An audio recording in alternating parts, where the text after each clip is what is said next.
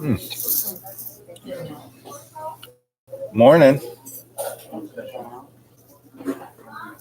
This is your griot, your Sensei Al Bob, coming to you in Dreamy Dreamland with Sensei Al Bob.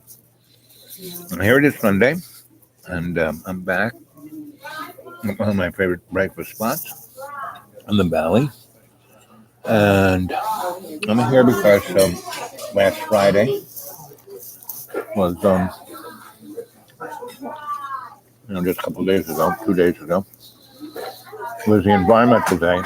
And friends put together a nice little thing. Hey, Zero.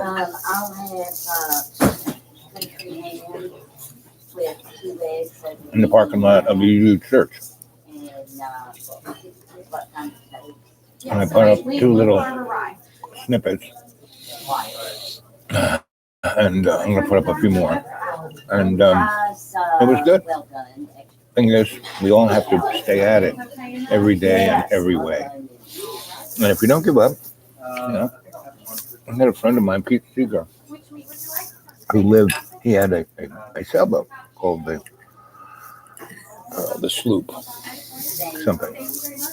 Anyway, and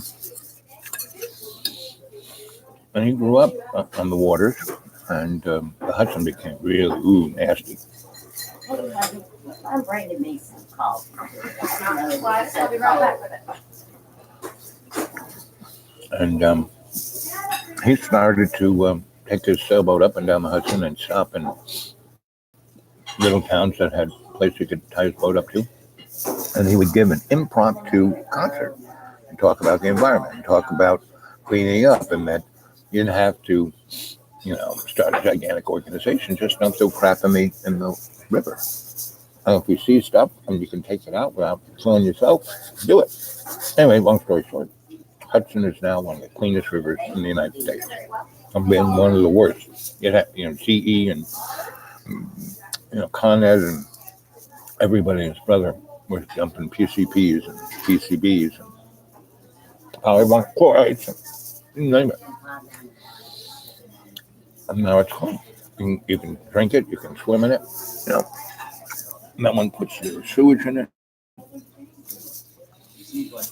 And that is respect for all our relations. And that's all we got to do. Because we have gotten out of balance. And Donald Trump is the canary in the coal mine. Look at his hair. I mean, he doesn't look like a canary. I don't know what does.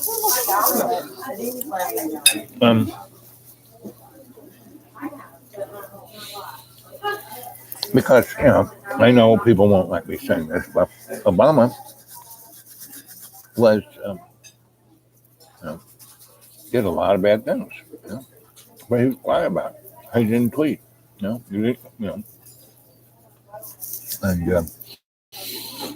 he represented the man, like every other political entity in our country. We have the best legislators money can buy. So, yesterday was the day that a lot of young people said, screw the politicians. We're just, you don't have to have a carbon tax or blah, blah, blah, right? There's a guy who's at the library that you guys are very interested in, right? Smart guy. Astrophysicist who's running for president. He, that's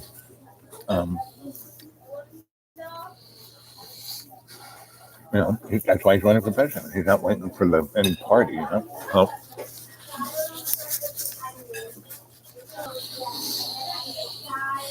if we all ran for president, we might get somewhere. But really, all you got to do, it's like me, right? I own nothing, I have nothing, but I still have a few bucks in my pocket to come here and have breakfast, right?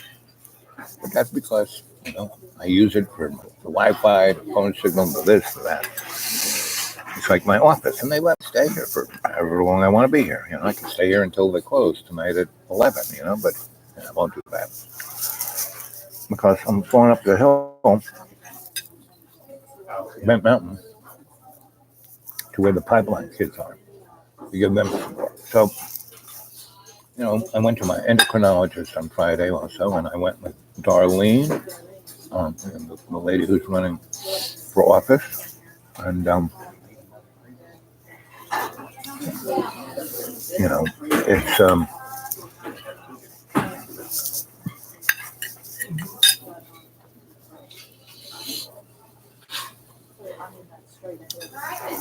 and so coming here, I did a lot of stuff. I went and got my medicines. I get enough medicine to keep me, my blood pressure, my diabetes, my other charcoal. I get a bunch of medicines, um, and it cost me $10. Where for 90 days, right? You give me 90 days, $10. All the different, I have 3 major medicines that I really need to take. Now I'm, in the deep green. I don't eat as much. I don't go to restaurants, at least not like this. And so, you know, so I'm cutting down on my carbon footprint. I don't go around. I stay in the deep green. Um, you know, I don't buy anything because I got so much stuff in boxes here, there. Just like the magic box, whatever I need. I go, I start looking through stuff, or stuff will fall on the ground. I go, oh look, there it is. So that's kind of where we're at. And if everyone did that, didn't consume, just use what they needed, don't always keep buying. Like back in the day, I was a contractor, electrician in New York City. I'd be working on a project, and I wouldn't have the right tool. Well, I had back in the shop about 20 of them, right? My other tool bag, I had 2 of them. I didn't have anything because I came from one job to another. I didn't have the tool. So I go buy one. So I have the most amazing collection of screwdrivers because I have 60 years of buying screwdrivers. So I opened one box and it was hundreds of screwdrivers. Well, the guys who are still out in deep green, and there's no employment there, so they fix things.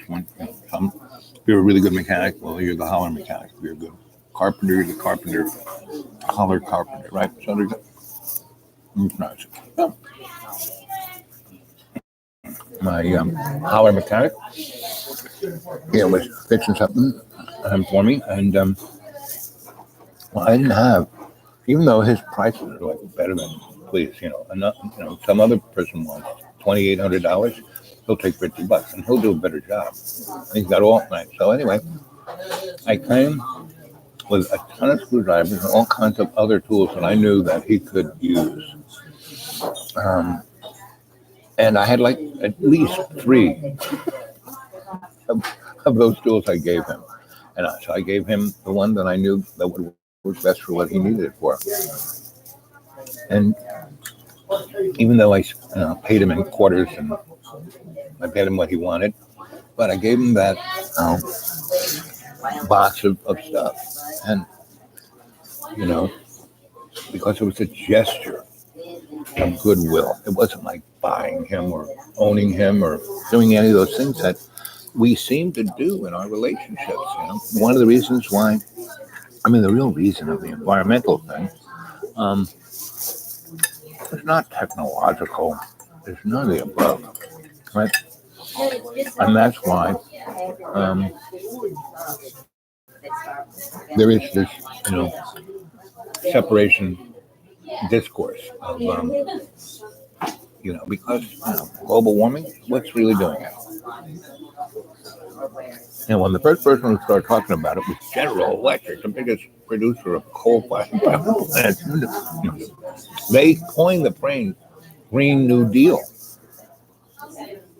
back in the early '00s. And they paid Al Gore to do the hockey stick. So we really need to do is individually get in balance with ourselves. And we don't have to buy stuff to feed the hunger of the hole in our soul. You know? So, in my little budget, I budget $54 a month for food. That's more than enough. Right? Because I eat the stuff in the deep clean. There are lots of ferny things that are better than, you know, I can make coleslaw or cabbage or any of those things from the stuff I get out in the woods. And there are tons of berries. It's still kicking out. I know. I don't have a big footprint.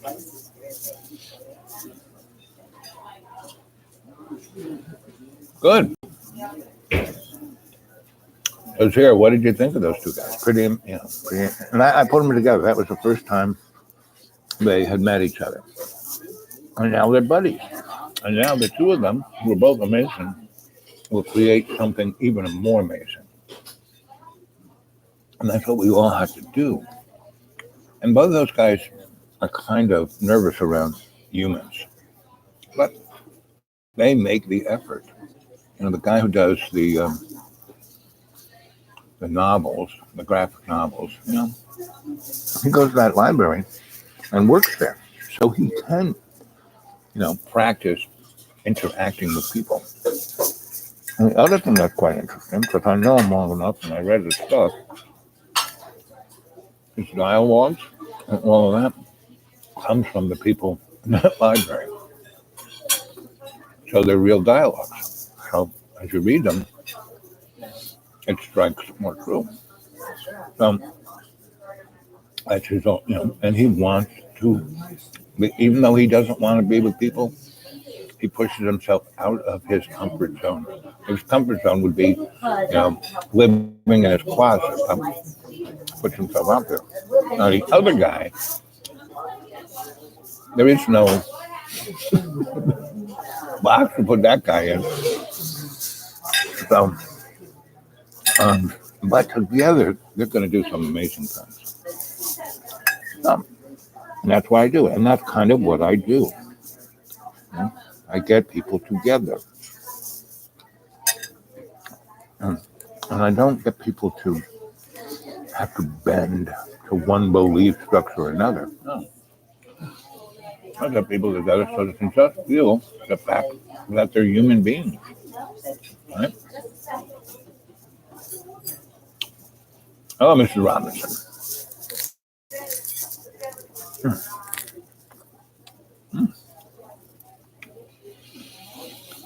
So here it is Sunday. And depends on what part of the planet you are. You might already be in Monday.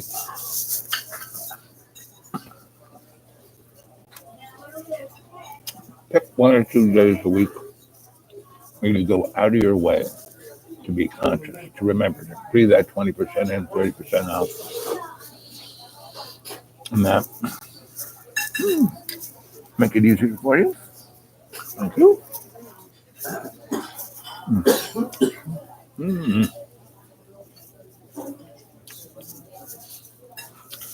And walk. So the guy who I can't put in a box, who's running for president, he has parked his car and he walks everywhere. Now, if he's going more than 5 miles, and a bus will take him from point A to point B, he will take a bus. But other than that, he walks everywhere. Keeps him in good shape. I mean, look at him. He's 35. He looks like he's, 25. And he's not like, pumping iron. He's just walking everywhere. And he puts his money into things that he believes in rather than buying new shorts or socks or sunglasses. And he's Mr. Multimedia. But he has two flip phones, and he knows how to navigate those suckers so they can be as smart as a smartphone. So, if we took the time to be conscious, we wouldn't have to give up much, right? And we wouldn't have to have a pseudo police state, to force everyone to be a certain way. We don't. No. So out there in the deep greens, like I said, I'm in this 200 square miles of deep Appalachian poverty, and everyone around me super duper wealthy. People in Johnson City, people in Boone, Asheville, Kingston, Kingsport. Anyway, and no one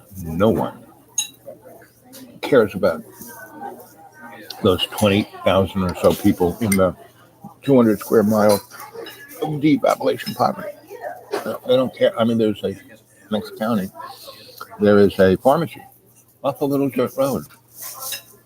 Not between 2012 and 2018, filled 19 million prescriptions for OxyContin and fentanyl and all kinds of, opiates. And they never closed it down. Still didn't close it down. Because somebody's making a lot of money there who's giving money to somebody higher up on the food chain, which is very mafioso-like. But that's kind of how power has always been. They just, pretend, Al Gore, I'm so, Bill Clinton, I'm so,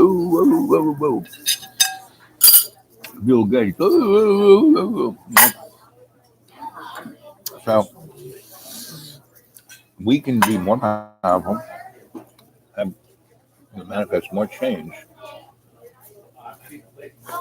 by being ourselves. I'm gonna bounce into this other spot.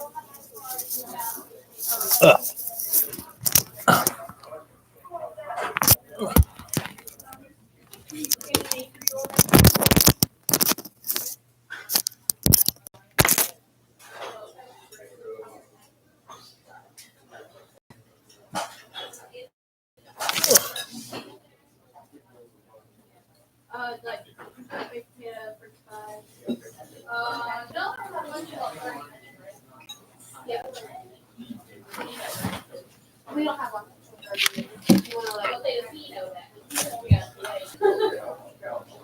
Yeah, garlic bread is dinner roll.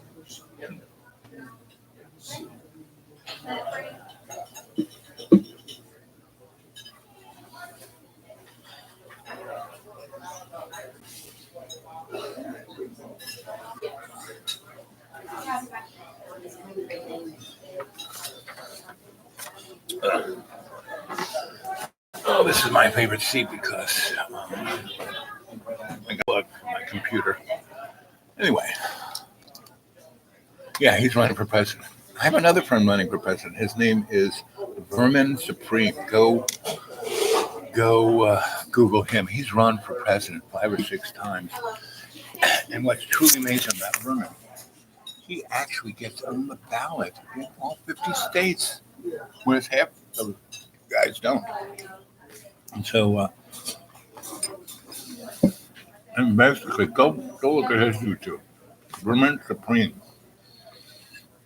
I jump back here for the outlet. And in a little bit, I'm kind of jonesing for blueberry pancakes. Okay.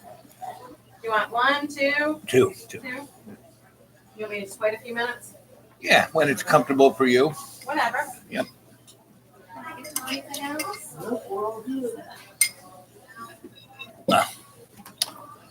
Anyway. Thank you very much. Appreciate it. The Vermin Supreme, look him up and go look at yesterday's YouTube. And he's Mr. Computer. He typed in all his websites, emails, and et cetera, et cetera. So go look at him. Well, he had a couple of presidential websites up there. So I'm very hopeful for the species because I've been around, you know. I've been in places where I've been able to see things that most people can't. And in reality, we shouldn't be here. We should be toast. We've done so many stupid things. Where's my phone? Okay, put this back in my ear so you can hear me. Okay, now you can hear me better anyway. We should be toast. We should be, living in caves wearing, garbage and eating gruel, but we're not. And that's because there's one of two things going on here. There's either a higher supreme being watching out for this, or we are just somebody's TV soap opera and we haven't been canceled yet. So it's one or the other. We're either, an uncanceled TV show, but we could be canceled at any moment, or we're being protected by a supreme being. One or the other. Take your pick, right? And they're both pretty much the same thing. And so let's see what you guys are saying. 2 guys yesterday. I was 5 at the time. President, yep. Hey, Aaron, my friend. We're here with Zero and Robinson. Let's see. How is it possible we exist? We kind of came from nothing. How is it possible anything exists? Well, that's a good question. Because, I keep saying we are, love is singular power, and we are manifestations of that. And back in, you look at all the old books, first, everything, as the story goes, everything you've been told is a lie. And I keep saying, hey, don't believe me. I'm just your griot sensei Al Bob. Check everything I say out. And so it's all a lie. Right? And so this physical thing is an illusion. So you could see at any moment a pink unicorn walk in the door, and then it's normal. Ain't no problem. I mean, and that's the beauty of what's going on with Donald Trump and his administration. It's so off the hook that he's showing what's every nanosecond is the new normal. So, and that's a good. It's bringing. Oh, so all of this that we're told, buy, consume, the movie, they live. Consume, buy, reproduce, be a slave.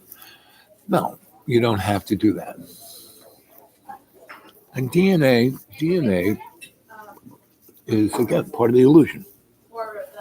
It's DNA is that, in a magic trick, you have, the magic hack that you pull the bunny out, or you've got the curtain that, or the box where the girl gets sawed in half. That's DNA. It enables the illusion of what's going on. So that's cool.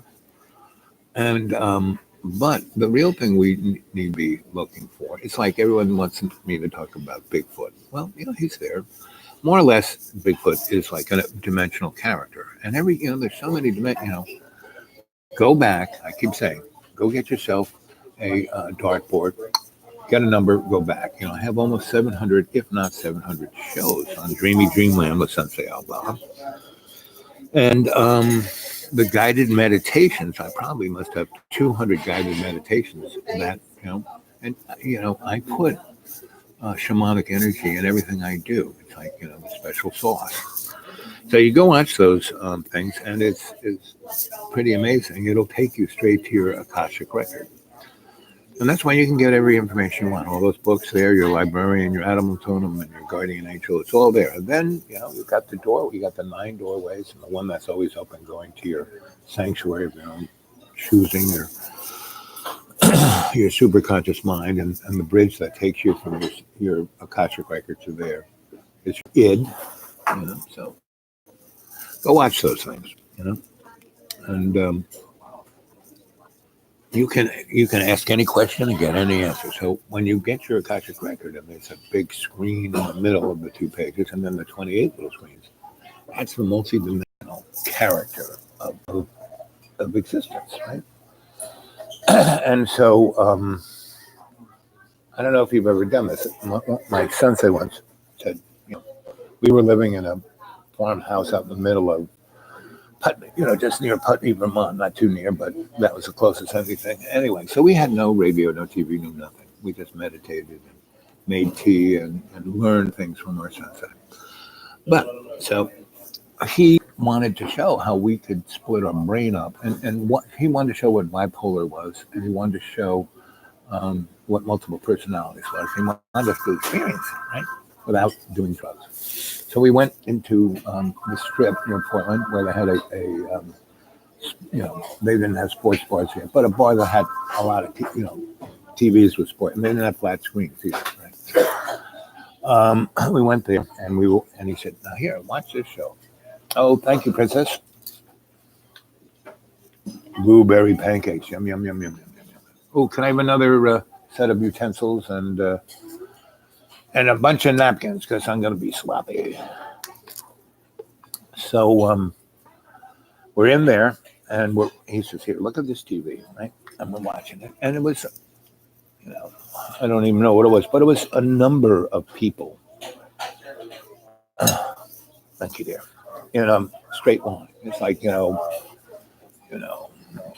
tell a lot, some game show. And so we're on the screen. There are 4 or 5 people there, and he said, "Okay, now look at it." He put us so many feet away. We're sitting in a straight line. We're watching the screen, TV, and he said, focus on one of those faces and have both your eyes. That's all you see. And so he did. We did. And we didn't see the set. We didn't see the game. We just saw that one person. And he goes, take one eye and put it on the furthest person over this way, the other eye over that way. And we did. And when we did that, in between those 2 people, on either side of them and in between them, we saw another dimension. We saw everything kind of vibrating, and kind of when I show you your blood being energized by the prana and grounded into the chi. So that, he took us there and we watched that. And so from that point on, every time we would do group meditation, we would visualize that TV screen and then see the edge, and we would go look at the other dimensions. And one of the places I used to like to go is where the Bigfoots lived, because they were so nice. They were so willing to share everything, and they didn't talk. Everything was telepathic. And the more you could manifest love, the more you could talk to them. Because if you couldn't do that, if you couldn't get your energy high enough, they just kind of pat you on the head like, "Oh, aren't you cute?" So they did not live in fear, because they could come visit any dimension at will. And if someone tried to threaten them or capture them or do anything negative to them, they could read their mind and know it before they even showed up. And then just blink out of there, right? And certain tribal people that lived in the plains and in Australia and Hawaii and New Zealand,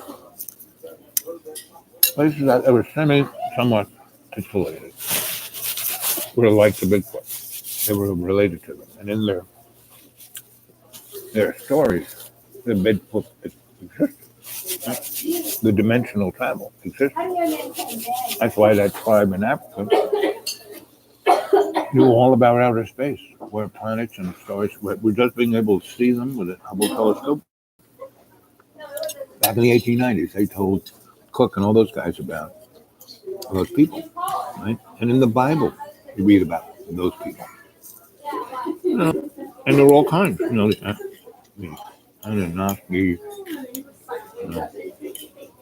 and all of the others. And they were like good, bad, and indifferent, Some were like, snake oil salesmen, and some were like really sweet and nice and just wanted to have a good time. And the more we can be sweet and nice to each other, we can have a good time.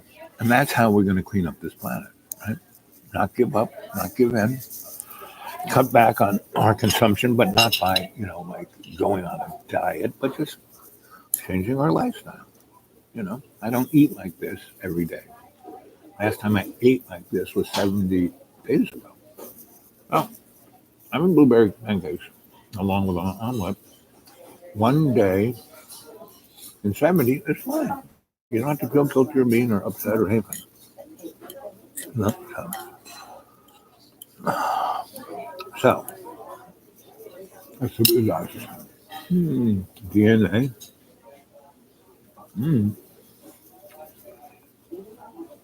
Why is letting go so hard? Yeah.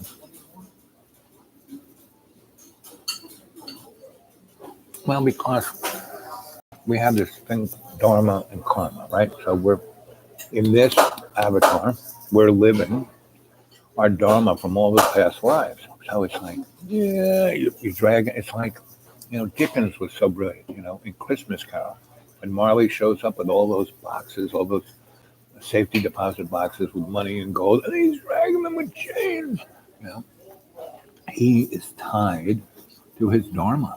And the only way he was going to get out of that position of being, you don't have to go down there for hell. It's right here. It's just most people don't realize it, right? You look at the canary in the coal mine, Donald Trump, he's in hell.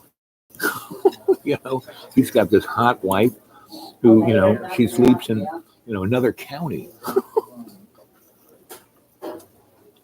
All his children are either scared, senseless of him, or, are sociopaths who are going to, or like his youngest son, Barron.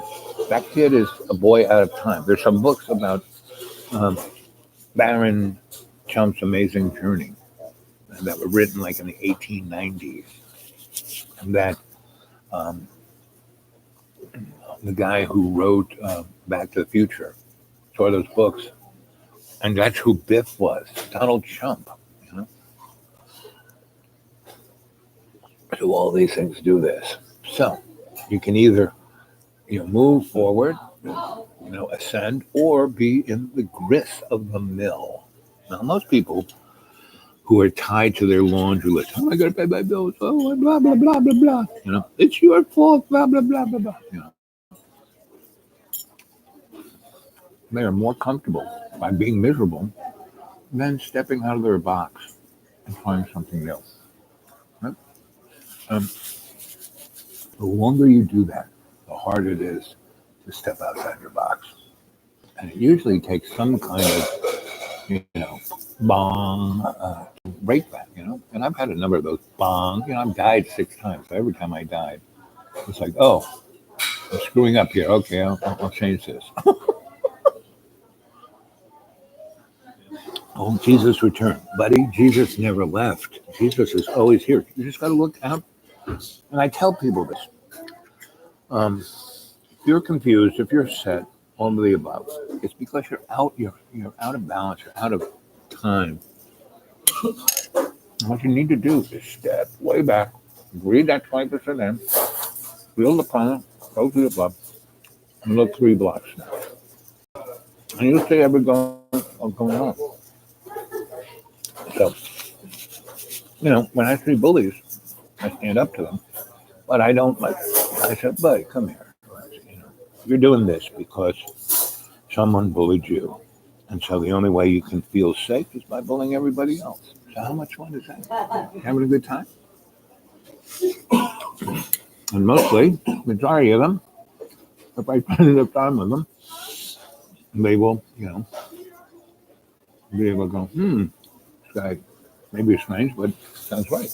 So anyway, my little going through the universe, watching things 3 blocks down. I got the 3 rules. Doctor, do no wrong. Don't get involved unless you have a good exit strategy for the innocents. Only go there in to save the innocents. Thank you, Princess. Another beautiful meal. And you can only do that if you're awake, conscious. Right? If you're stuck in your laundry list, problem.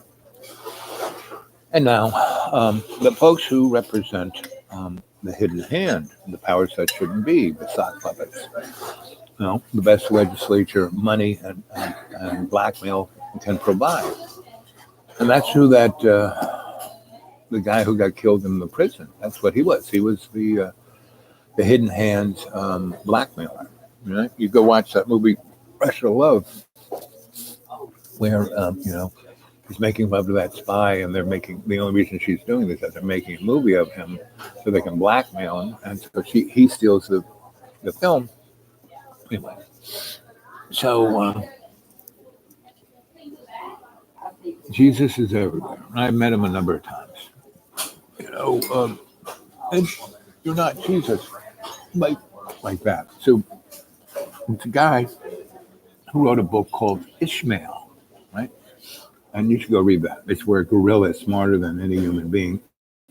And the gorilla gives, it's like sitting in his library smoking an ashram pipe, and he's surrounded by books, and he's wearing a smoking jacket, and he's talking to his adepts about the universe. He's teaching them, like he's the sensei. And the whole book is about his point of view. So he's looking at humanity without a xenophobia, or what do you call it when you give human characteristics to, like, your dog and your cat? My guy who there's so many people who tell me, says, my cat is against me. I can feel it, going in my mind, and it controls the blender, and it made a smoke go through the air into the next floor, and I can hear the cat. I'm on the third floor, and the cat's in the basement where the litter box is, and not only can I hear the cat scratching, but it's scratching my name, and then farting and crapping. So, and it's going up, and the cat is making the smell go up through the cracks of 3 floors, and then go straight into my nose, nowhere else. The cat is doing this. No, sorry. Anthropomorphize. See, if I knew what, that's how I remember things. If I tell a story, it pops in my head. So the gorilla is not anthropomorphized, right? And so, but it is the greatest anthropologic take on humanity. So that's called Ishmael, right? And this guy wrote another novel called The Story of B, right? So let's see. So much of that.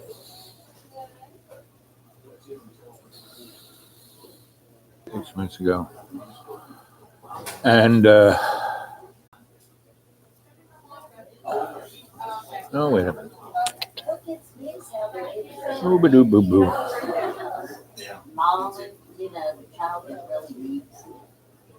Boo boo boo boo boo.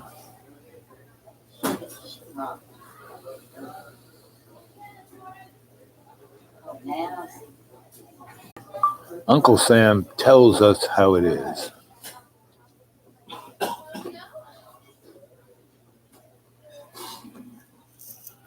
Another little snippet from Friday. So Sam Azul is a state legislator, and he really gave a great speech. And it wasn't one of those rah-rah speeches. He basically told everyone how it works, how he goes, I'm a state legislator, and I'm going for my 3rd term, and I'm locked in, and if you're an incumbent, you can stay there for the rest of your life. And so he explained how that all works. It was amazing. And he told a whole number of truths, right? And he basically said, forget about being this faction or that faction. Come together as a family, right? So for that little speech that I'm putting there, Sam was Jesus Christ, right?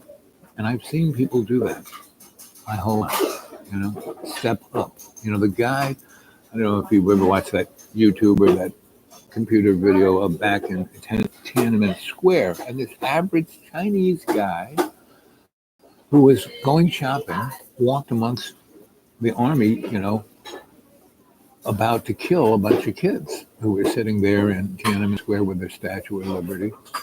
And there was a whole lot of tanks. And these tanks were like kind of roll right over the kids. And this guy, he's got 2 bags of groceries. And he walks and stands in front of a tank, right? And the tank stops and realizes, well, this guy is just a citizen. He's not one of those kids that were ordered to kill. So, they don't have orders to kill him. So they stop, think about it. So they kind of, tanks don't have tires. So the tank is doing this to go around him, and the guy gets in front of that, right? So he's, for a good 20, 30 minutes, he's like stopping the tanks from running over the kids. And then all of a sudden, a chunk of police, riot guys, army guys come and just and drag them off. Right? But that's up there. So that guy, for a moment, was Jesus Christ.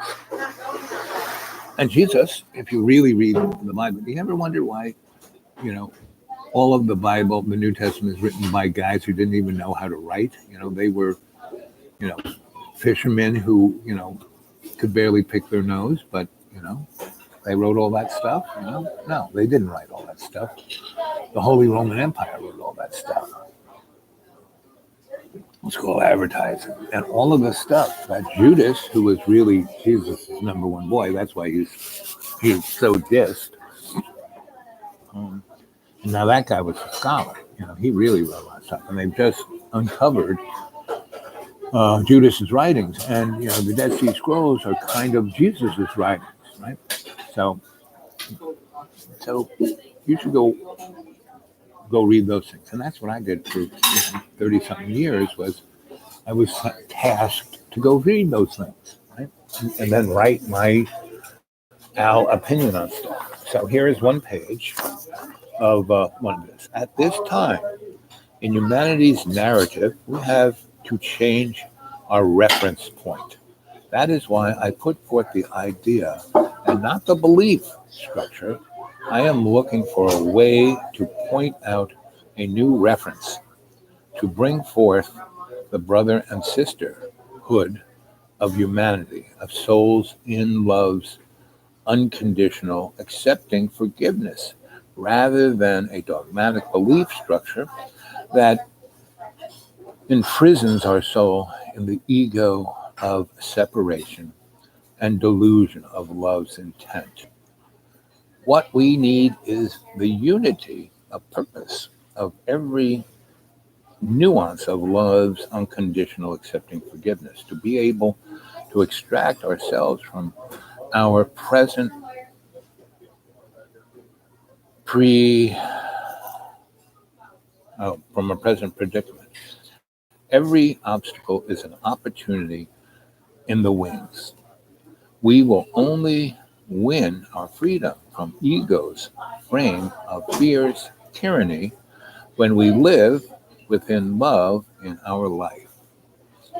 And I wrote this back in 1973, and then I found myself in 2012 at another institute that had the book that I read in 1973, right?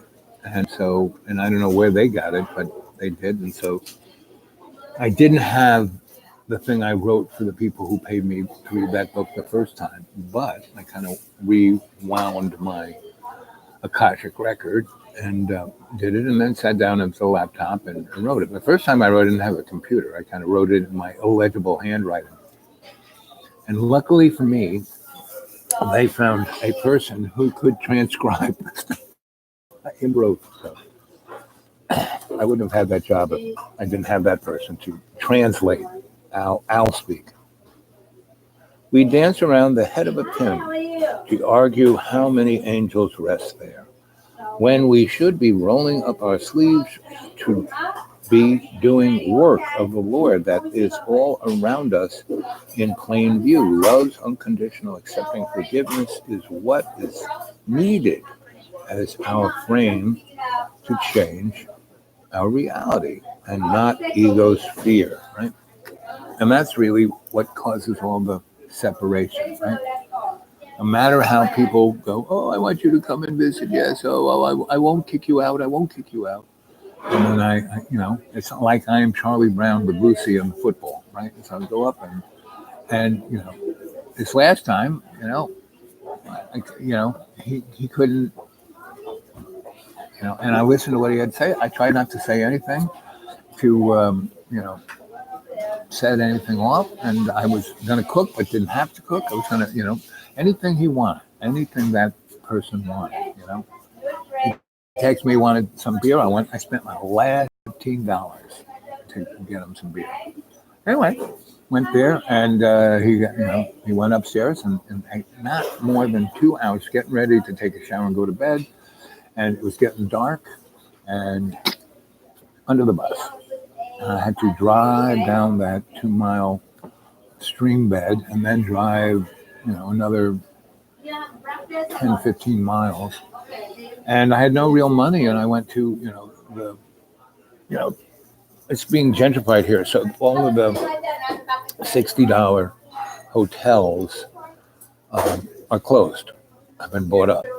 And, the Sleep Inn and the Ramada and the things that used to cost, $60 are now $100. And the Holiday Inn and the fancier ones, Holiday Inn and the other ones are now close to $150.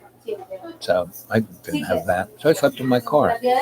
And I called up a friend who was out and about. So all I got was voicemail. And I was asleep in my car in a cul-de-sac with no lights, so nobody would come looking for me. And then the phone rang, and it was my friend. Oh man, come over here quick. You can park in the driveway and you can sleep. So I had a place to sleep tonight. Last night, tonight, again, I'll have to of the magic wheel. But there's something really special about not having I had enough money to buy this breakfast, which will be about $12. So that's the interesting dynamic of this. If you have faith in love's co-creation, then you're safe, not a problem, because you're always there to serve love's co-creation. To be there for all of your all our relations. So Jesus is unconditional love, and is love's co-creation. It just manifested in that individual, and the only reason it's still historical is because it's constantly being manifested in millions of people all around the world, and that's why we haven't all died in a nuclear fireball. Now, Tassie Gabbard, who's still running for president, she didn't make the podium, but that's probably a good thing because all the morons who are up there are pinheads, And if Joe Biden makes it to go against, Donnie, then that the fix is in. Because, Hillary shouldn't have been running against Donnie. It should have been Bernie. That was Bernie's time. But they stole it from him. And then Bernie bent over because they said, listen, Bernie, don't make a big muss about this. Hillary has to run. We'll give you more power. We'll put you on more, senatorial blah, blah, blah. We'll let you run for president next time. Maybe you'll win. And he went along for that. And none of those people up there they're just an illusion of what used to be. Again, it's going back to the thing of why people can't change. So, whereas Tassie Gabbard, when she was up there, she put the lady who was, the Attorney General of California in her place. In less than 3 minutes, she sliced, what's her name up, like she was sushi.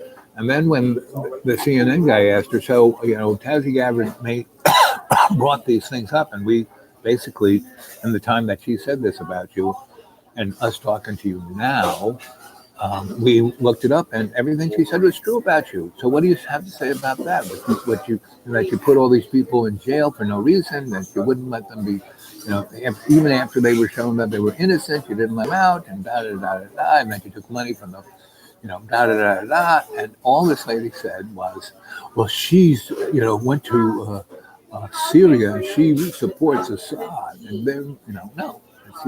She went there, but she went there with a congressional group, and she said exactly what it was. And then the next one, she put this other three guys in there. What are you even here for? And when they said, so what's the big issue to you? And she goes, nuclear war. And they go, what do you mean nuclear? She goes, well, we've been taken out of every treaty that's kept us out of nuclear war, and we're now spending, $100 billion on a new arms race. And forget us and Russia and China. It's Pakistan and India. And she's right. Both those countries have 100 missiles with a hydrogen bomber, right?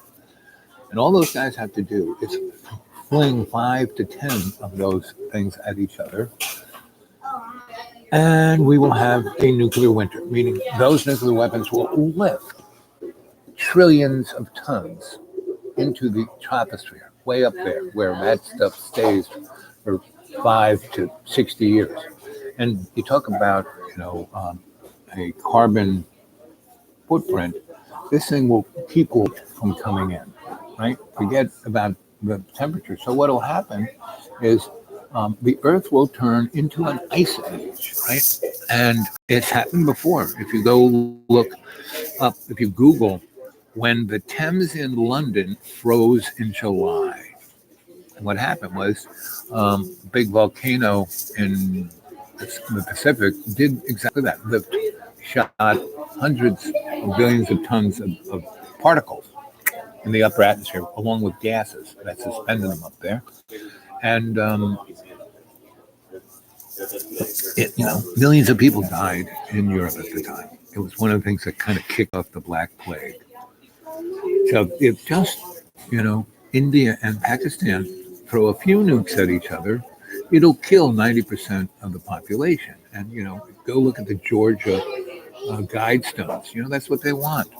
Yet it hasn't happened. There've been hundreds of times, So it's quite interesting. So we're living in. So all you got to do is breathe that 20%. Look at your Akashic record, energize yourself with a prana, right? Don't live in a photonic world rather than an incandescent world. Let's see. Let's see. But to go, everything. So we can remember who we are. Yep, before anything. Yep. Morning fish. Oh, Jesus returned. Like I said, he's so personified. Yep. We're lagging. Yeah, but, with unconditional forgiveness, as long as you step up, we're all morons. We all make mistakes. It's not a problem. It's just the effort. Never give up, never give in. That's the bottom line. Never give up. That's our call. Never give up, never give in. So say we all. Always be there to serve the we and me. Be there for all our relations. Never give up, never give in. Be the servant to love's co-creation. Never give up, never give in. And here's a good prayer you should say every day. Bless me indeed. Enlarge my territory. May your hand be on my shoulder to keep me safe from evil, so I will do no harm. Keep saying that over and over and over again. Bless me indeed. Enlarge my territory. Put your hand on my shoulder to protect me from evil, so I will do no harm. So if you keep saying that, I say that all the time, right? I say that when there's nobody around. I kind of say it out loud, but I'm always kind of saying it in my head because it brings the good thoughts in, not the ones like, oh, they hate me. Oh, I'm so anxious. Oh, everything's making me anxious. It's all their fault. No, and I'm saying, bless me indeed. Enlarge my territory. Protect me from all evil, so I will do no harm. Personify. We're lagging. Who's all here? I'm here. Oh, me. Oh, my. Hey, Aaron. Hey, Fish. Hey, everybody. There's 7 of you in the live chat and about 50 of you watching.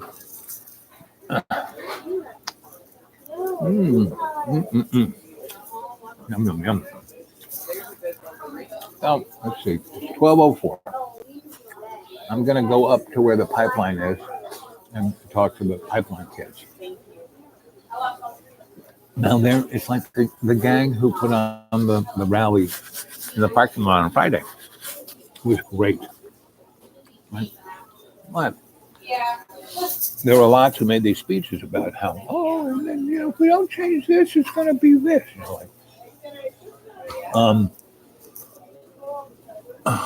At xratted.blogspot.com, there is a story about the near future, right? And I wrote that. I first wrote it like in 1960. How old was I? I was in 7th grade, and I had this teacher.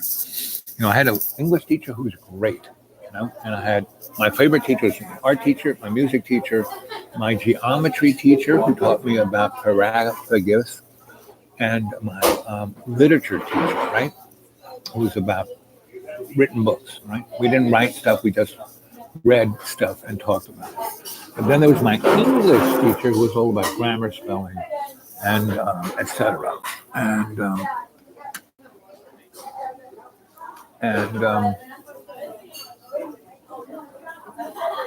could I have a little thing of sour cream?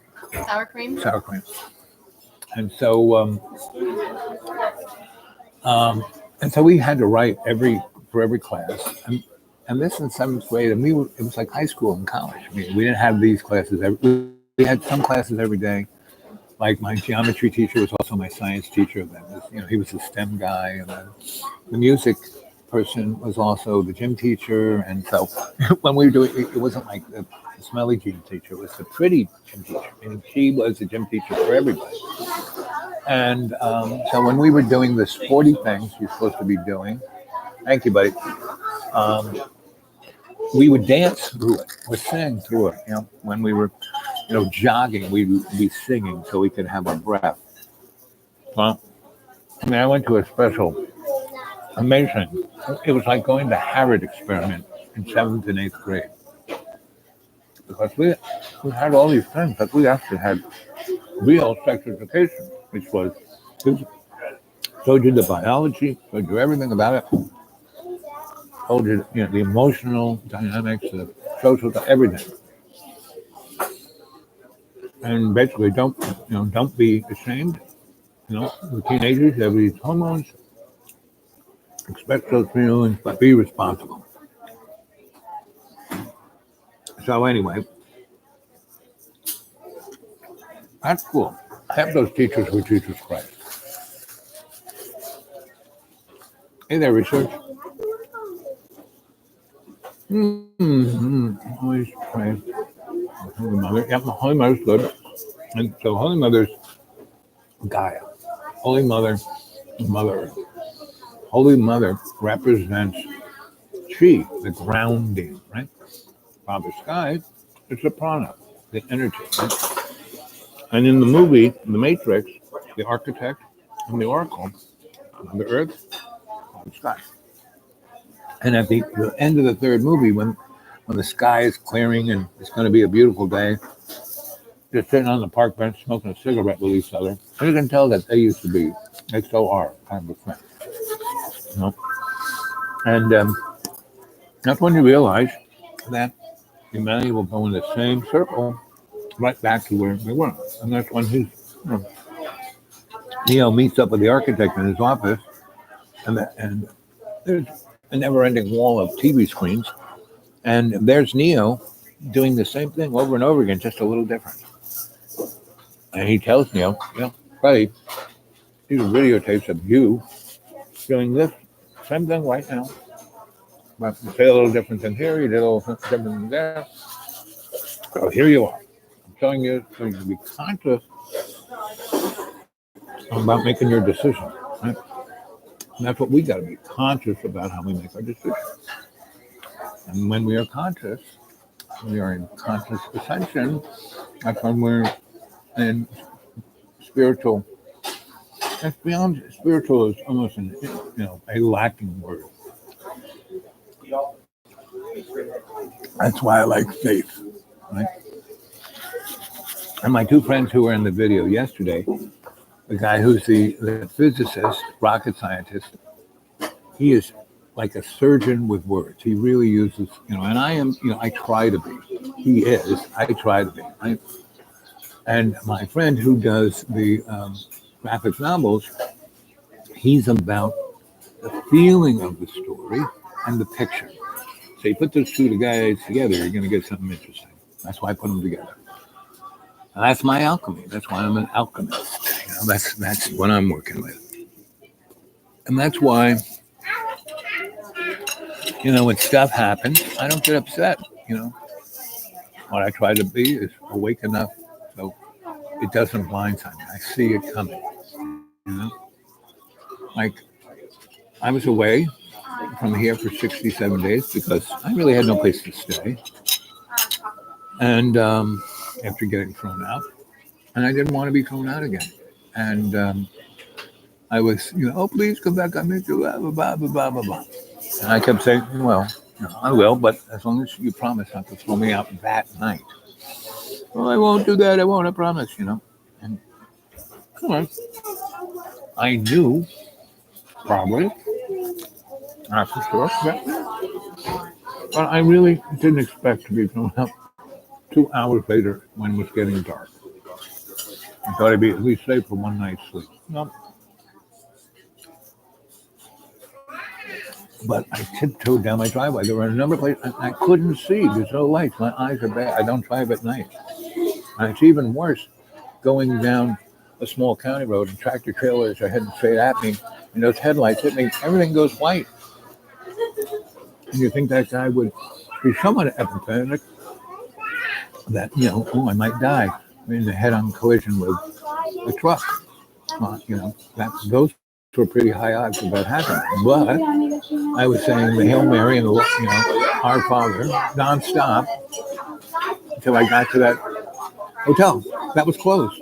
That was being demolished, and I was like, oh, mother.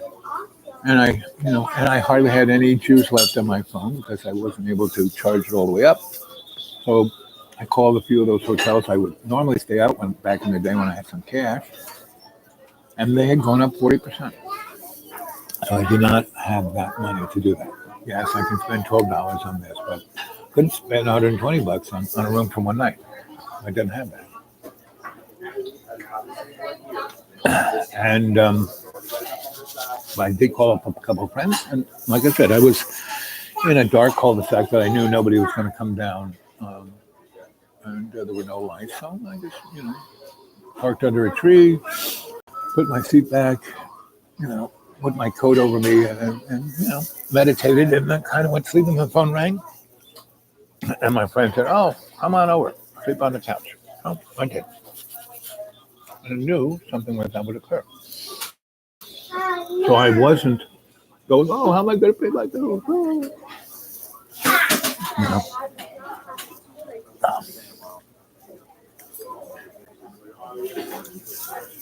Sour cream on pancakes. Yum City. And it's not like maple syrup. I can only have like a little bit of that. Anyway. A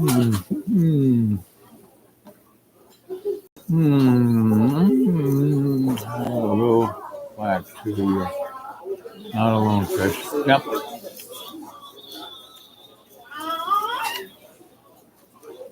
Watching me eat, yes. I'm like Mr. Rogers. You're having breakfast with me, won't you? Can't you?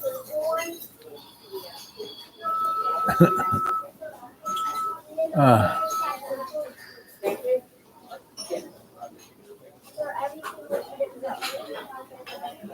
wouldn't doubt whatever end it is. It's interesting how the power set shouldn't be, mess with these chats, especially if they last longer than an hour, and it's been an hour and 15 minutes. Oh, If I last more than 30 minutes, it starts doing it. And if it goes almost close to 2 hours, then it's like, boom, boom, boom, boom. But that's okay. Anyway, can you see about getting projects of government housing there? Oh yes, I'm I've been involved politically, socially in the homeless issue for 20 years here, so I know all the usual suspects. And basically, all they have is you basically have to be. If I let them cut off my legs, I would have a little box of an apartment. If I wanted to get off the street, I have to basically go to the mission, which is like a minimum security jail. I used to work there, and those people make money. Goodwill, United Way, Red Cross, the mission, TAP, had all these things that are set up for to take care of people. Get grant money, block grants, individual grants, and so they collect data. They're like, worse than Google. You have to fill out 40, 50 pages of documentation of who and what you are and what mess you're in. Because then they make $50,000 a head for every person. And so you can only be there from 4 p.m. to 9 a.m. And then they kick you outside. So in the winter, you can be 30 degrees below zero, but you got to go outside. And downtown, they don't let people just hang out in the library or anything public. You can't go into stores. So they keep the housing, freezing during the day. And then at 4, they line up, and it's really. So those are my two choices here. And that's why I'd much rather live in the deep green. It's beautiful. It's nice, and and with global warming, it's going to be 90 degrees this January. So hey, it's going to be good. It's going to be marvelous.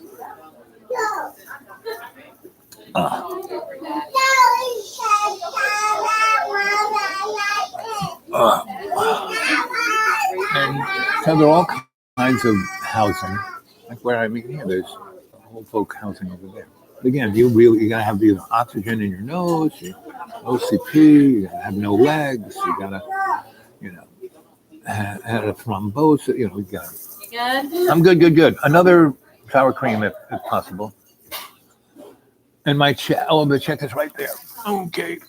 Yeah, $12. Oh, baby.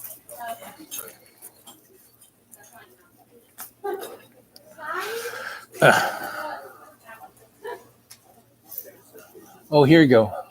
If you would. Ooh. There you go. Okay. So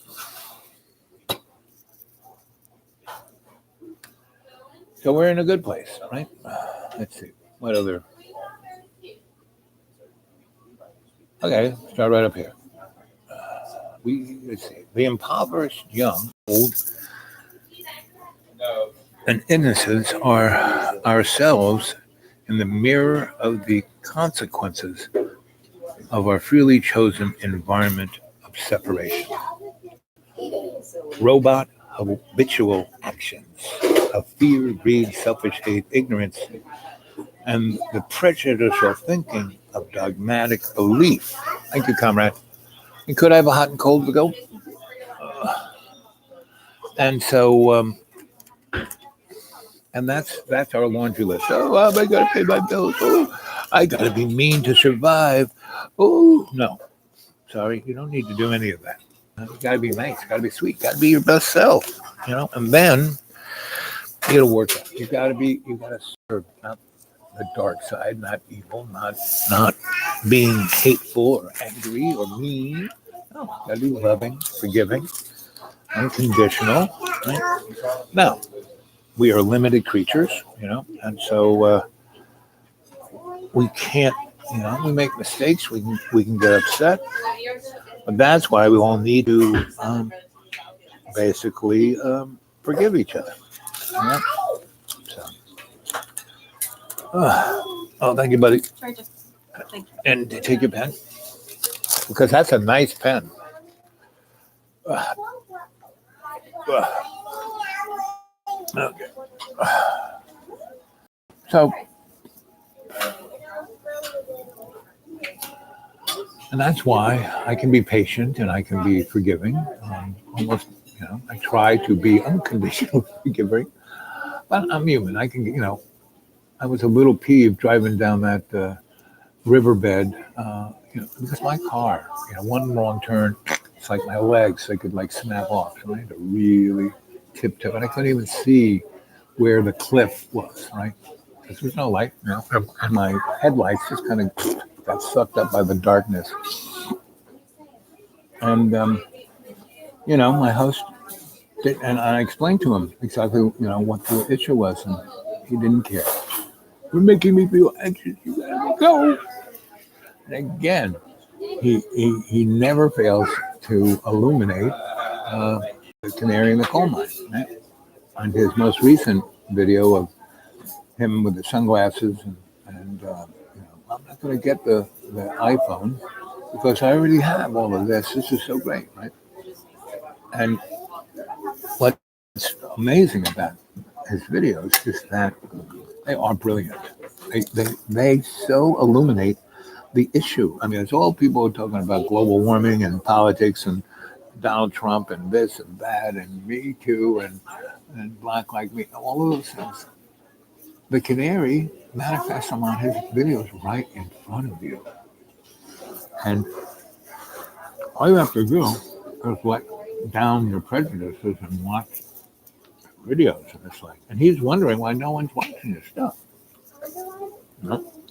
First of all, it's from his point of view. It's all about me, which is the major problem of the human race at this moment. It's all about me.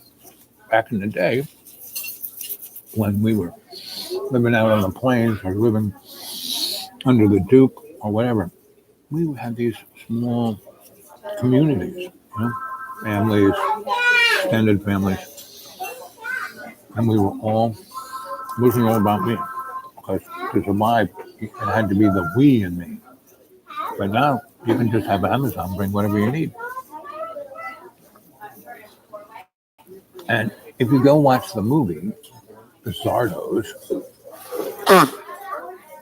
and if you go on Google and Google Sean Connery's movies of the 70s, Zardos is one of them. But he's about 9, 10, 11 movies in the 1970s, and they're all amazing. Time Bandits, Man Who Would Be King, Everything You Know is a Lie, Zardos, and a few other really interesting ones. And they really, photonically light up what's going on right now. And these things were made in the early and mid 70s. So go look at those. Zardos is a perfect one because it shows what's going on. The rich live in these bubbles and they live in a bucolic kind of thing where everything's green and beautiful and they're eating organic food and, and they're transhuman, so they live forever. And they got a little crystal in them that connects them to the all-knowing computer. And the computer reads their minds, has their feelings. So every kind of bad thought makes you older and older and older. And so how they punish is you're no longer that eternal 22-year-old, bad thought, think bad, it's just like how China has the social credit score. Well, this was in that movie. So the thing they can take, they can't take your money, your food, or anything. They're rich, they're elite, but they can make you older. So all these guys who invented this, who put this whole corporate entity of control in power, are like, guys in their 90s. They're going to be that for the rest of eternity. And if they still think bad thoughts, they'll end up to be 95, and 99, and then 106, and then 100, it just, oh, that hurts, oh, that hurts. And they could try and kill themselves with a comeback of that same sore, mean, crabby 109-year-old. So that's kind of where we are right now. So if you want to ascend, you have to be awake, and you have to be conscious enough to be in balance with your brothers and sisters of all our relations, right?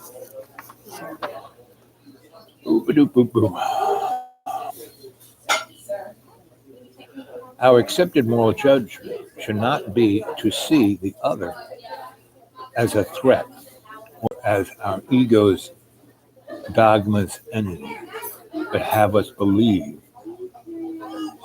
For within all the shades of humanity, we have more in common than what our robot habitual actions of fear, greed, selfish hate, ignorance, and prejudicial thinking of dogmatic beliefs would have us to believe. We were not taken by our Lord's unconditional accepting forgiveness of love to judge others. You know? We're not the juror and the punisher of our Lord's creation. We were put on this earth to love all creation as we would wish to be loved, right? And that's all our relations, skin, scale, feathered, furred, cold-blooded, warm-blooded, everybody. 9 generations from the past, we learn from our elders, and 9 generations into the future, we protect our young. Well, right now, the young has to do this, has to be the grown-up in the room. I mean, why do those rich people bribe everyone so their kid could go to a prejudicial, high-class school, right? Why don't they just buy them a gym? Because instead of thinking about their kid, they were thinking how this was going to reflect on them.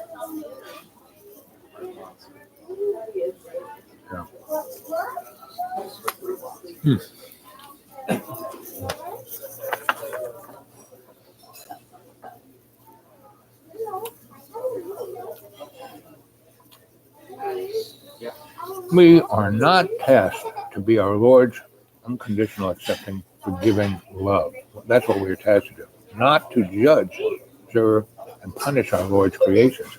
We put on this earth to love all creation as we would wish to be loved.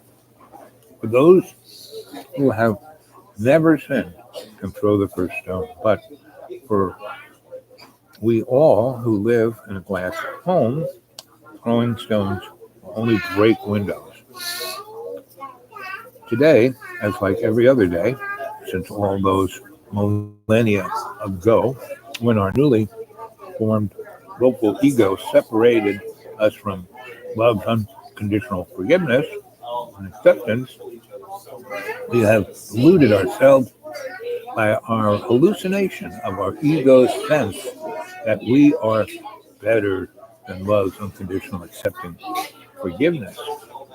All we have to do is reject ego's reflection of ourselves in its karmic mirror and accept love's unconditional acceptance of forgiveness. All we have to do is breathe in love's unconditional accepting forgiveness in the prana and replace ego's fear and love with that love.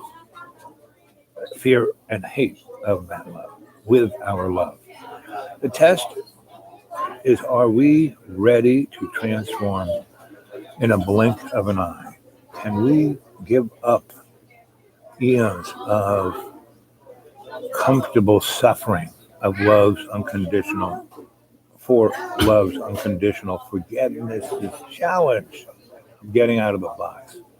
Are we, the monkey children of God, ready to become the co-creator of love's unconditional, accepting, forgiving universe? And we're right on the precipice. We're right on the edge.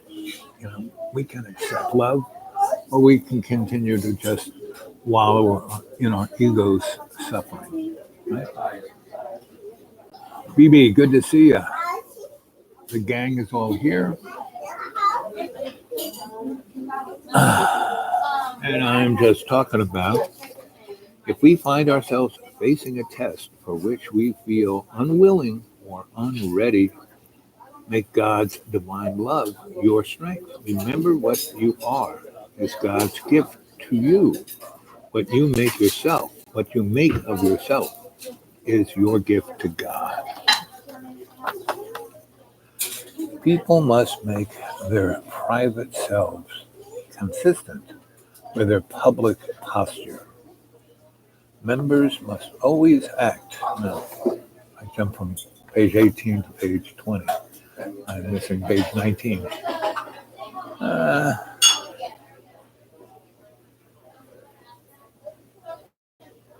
This thing was written or typed in 2012, and it was titled "Rolling Menstrual Show." Right, and that was the cuteness of my spell check. But then I realized that was perfect because we need a menstrual show, right? Because we have to have a show that lets everyone realize their feminine side. And of course, misogynism comes from that illusion of separation. Right? Now, this again, don't believe anything I say here. 80% of men and women are basically the same. 2 arms, 2 eyes, and there's a little bit of plumbing difference. And that's just in the avatar. But in the processing of our soul's conscious will, they're the subtleties of male and female. And what it is this continued conflict, And once men and women can appreciate who they are and cherish and celebrate everybody of all the relations, no matter what gender they are, that's when we can start moving forward. And we have to accept everybody for who they are. Right? So that means everybody. Colors, sexual orientation, all of that. Because all of those things are just biological, generalized things. And so, when you are a zytoblast and you're, in your mother's womb and you're not either a guy or a girl, with hormones have been blasted down, then they do. Well, it's like a meter. You can get the big blast of the testosterone, you're a guy. Big blast of female hormones, you're a girl. But then there's, a good portion of the population who gets a little of this and a little of that, and they're like in that no man's land, right? And those are people who are transgendered. Those are people who are the LGBT alphabet. And we should accept it. But we don't have to. The thing is, we need to accept everybody, but not as a separate entity, different from somebody else. We're all the same. We just have a little bit of this, a little bit of that. Like, I'm an African American. That's melanin challenge. Right? So if you can picture that in your head, Al as a black guy, but he's white. Then you can fit everybody in between and realize, okay, this is how we got to go. That's how we have to roll. Right. Let's see, 12:33.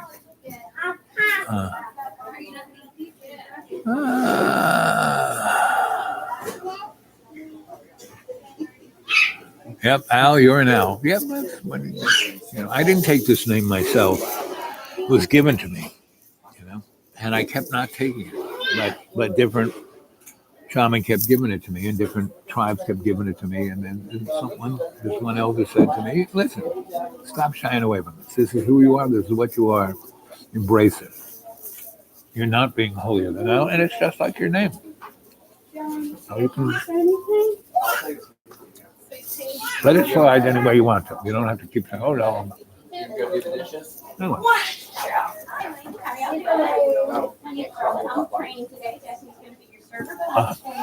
So, anyway, let's see how this one's pumping away. I better.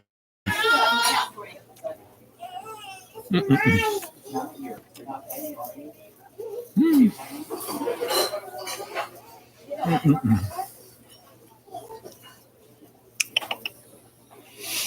Mm-mm-mm. Do, do, do, do.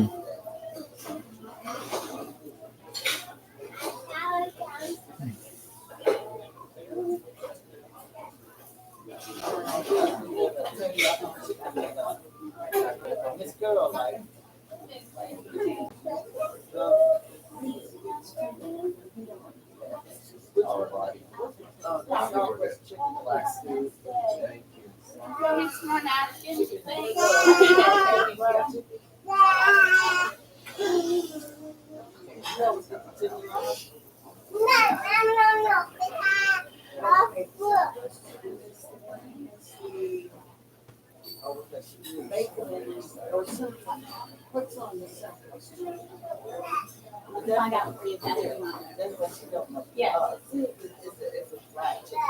It's grilled. Maybe it's grilled. It's grilled. But let me find out. Southwest chicken.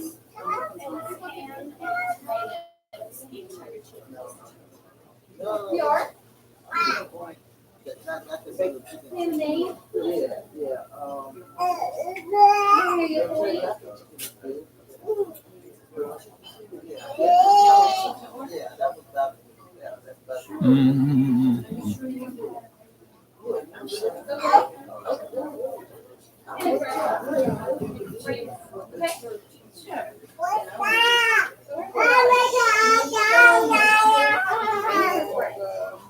It's a little kid speaking in kid.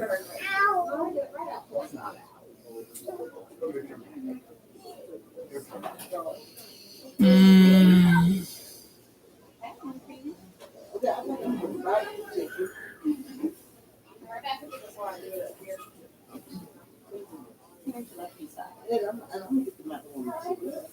Mm-mm.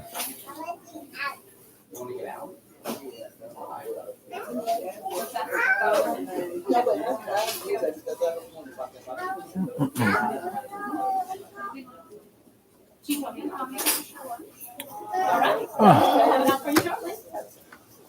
Anyway, let's see. 1 hour, 27 minutes.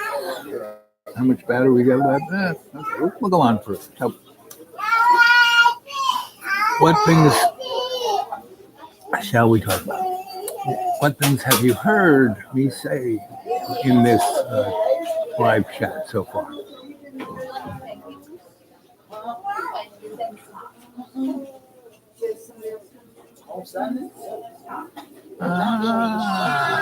Let me see about getting. Good afternoon. Hey, BB, who is the she who's saying she wants out of there?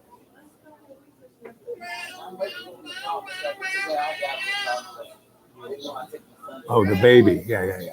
You're right. You know, I'm looking at him. The two grown-ups with the kid are ignoring the kid completely until it starts to get too boisterous, and then they tell it to shut up. A few years ago, I was in a restaurant, and this family came in, and everybody sat down at a table and didn't talk to each other. They all looked at the screen, and there was a little baby like that, maybe one or two, didn't have a screen, and it was like crawling on the table, you know, jumping up and down, going to other tables, you know, and they would come over and be stern to it. Anyway, at a certain moment, you know, they were there, you know, the food hadn't quite come yet, but everyone's looking at the screens. The little kid grabs her father's smartphone and wings it like, you know, a professional, baseball pitcher, and it flies over the heads of everyone in the restaurant and smashes into a brick wall and explodes into a billion little pieces. I mean, the kid caught it just at the right place in that brick wall, and it exploded. And it flew over, big dining room's heads. I mean, it hit somebody in the head. And that was amazing. And then the kid got back ready to go, okay, he's looking for a spoon to try and stab somebody. And the kid's 3. I was like, okay, this kid's going to grow up to be woo-wee. And I couldn't tell what gender because it had gender neutral clothes. I couldn't tell it was a guy or girl because he was wearing his siblings' old clothes. They didn't buy anything new for this kid, right?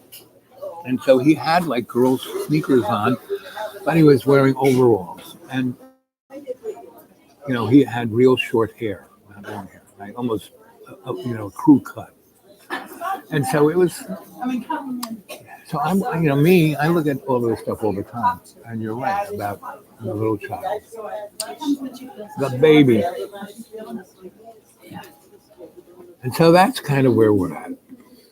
So here it is, a beautiful day. Is it a beautiful day where everybody is? Yes, it is for me. And I'm gonna let's see. It's been 1 hour and 30 minutes and 30 seconds. Look, I love synchronistic moments like that. And I'm gonna. How many people watching? 7. Yeah. So, anybody have any comments?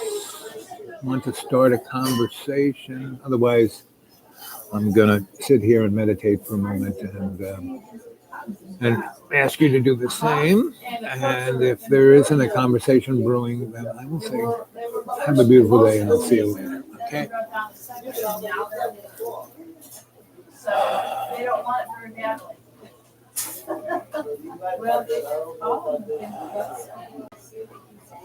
Yeah.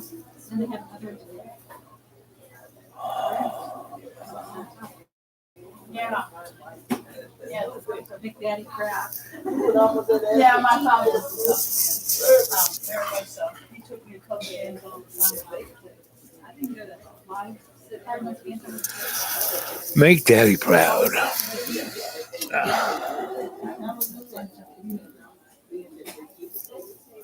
He always sent them pictures.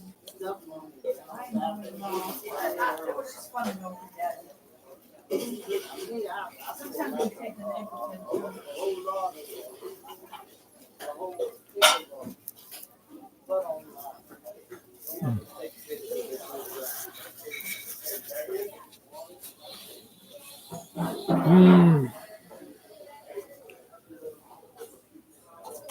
Well, you don't need footage. Just open your eyes.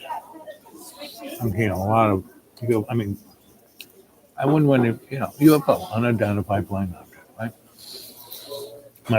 I have 2 really good UFO stories, right? I spent, up until 40, I spent most of my life in New York City, right? And my 2 best, I have a lot of UFO stories, but I have 2 best, maybe 3. One was part of this thing called Collaborative Arts Project. And there was about 7 of us that kind of started it. And then it went on for a few years. We became a 501c3. We got grant money. We were one of the first, I think we were the first non-institutional entity that got, funded, right? Because we funded artists, not like the opera or the ballet or the this. We artists. And we did shows. We had galleries. We kept starting other institutions. We were the umbrella, and we just kept starting, right? No say no, Potato Wolf, you name it, we did it, right? And all the entities like the kitchen, and the knitting factory, and Franklin Furnace, and PS1 were all things that we kind of nourished. Meaning somebody wanted to do it, we went and helped them start it, and we helped them moving in the right direction. And then we gave them all the tools so they could do it themselves. And we stayed always, need a hand, give us a call. So anyway, Alan Moore was one of those people who kind of ran this whole scene. And, the 7 of us, the Magnificent 7. And Alan, did any of you guys ever see the movie Midnight Cowboy, right, with Dustin Hoffman and what's his name? And there's a scene, so this guy comes from Wyoming and he's got his cowboy hat and everything, and he wants to be a gigolo for the rich New York women, right? And so Dustin, who's, the scam guy, is trying to scam them, but then they became buddies and they go through their life together, and he's like, Dustin's this guy's,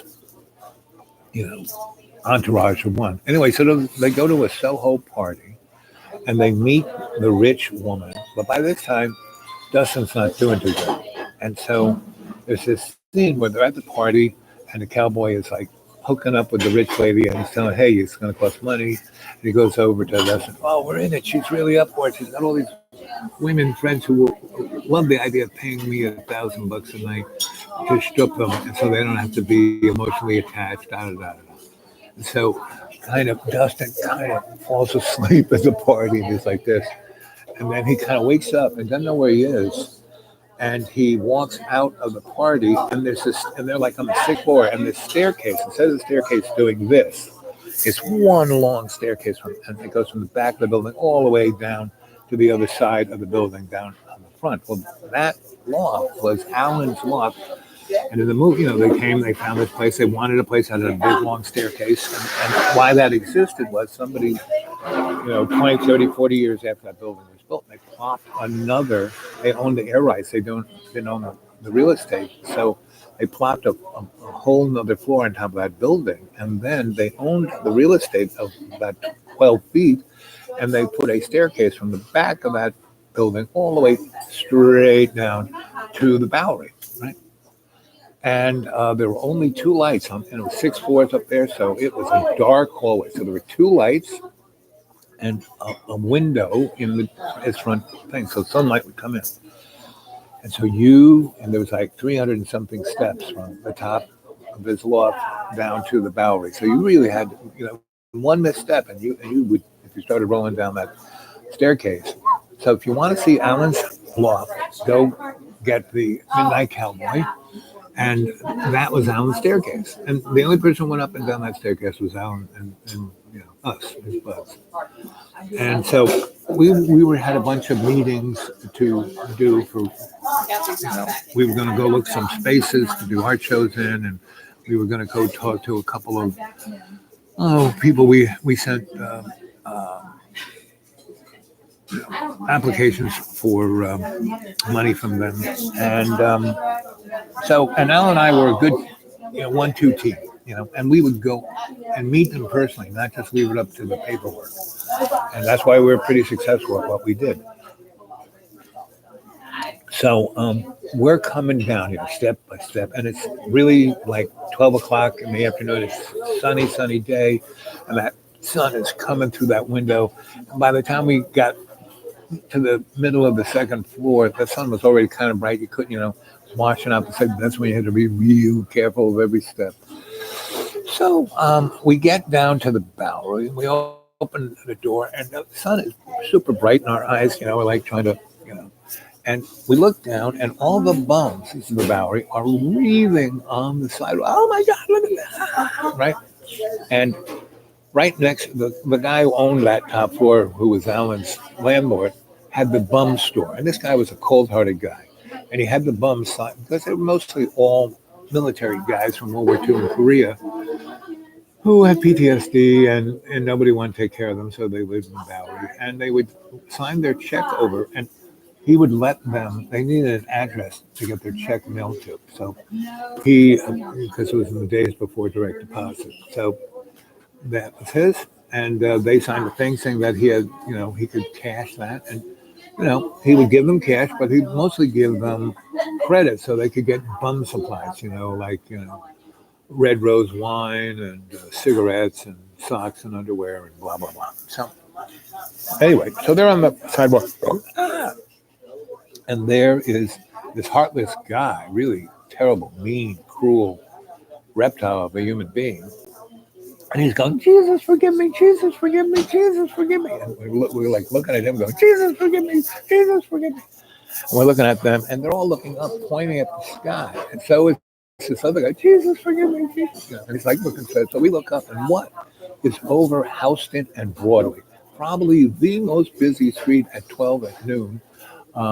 There are two neon sparking ice cream cones, each the size of a bread truck, and they were twiddling each other, moving like this, and sparks were shooting out, and there were all these colors everywhere. And when you looked at the colors were like coming down and bathing us, and we're like, and this is, a Wednesday, work day. There's buses and cars and other people walking out to lunch, and no one's noticing that. So the bums and the evil guy and me and Alan, and we're like, whoa, look at that. That's anyway. Well, we had an appointment, so we walked across the street. The bus came. We got on the bus and went. And we're like looking at the back window of the bus, and we could still see the bread trucks going like this. And I was going, "Hey guys, come take a look at this." And everyone's like, "You reading the newspaper?" It's like they were in another time zone. They couldn't see it. And Alan and I said, Anyway, we did our little things. We went to our, neighborhood bar called Puffy's down on Duane Street. It was really on Franklin, but anyway, around the corner from Duane Park where I lived, and so and that was the place with the artistes. It was a bar for artistes and mercs, guys who are hired assassins. That was people who went there because Frank ran the place. So go look up Puffy's and see if you can see Frank.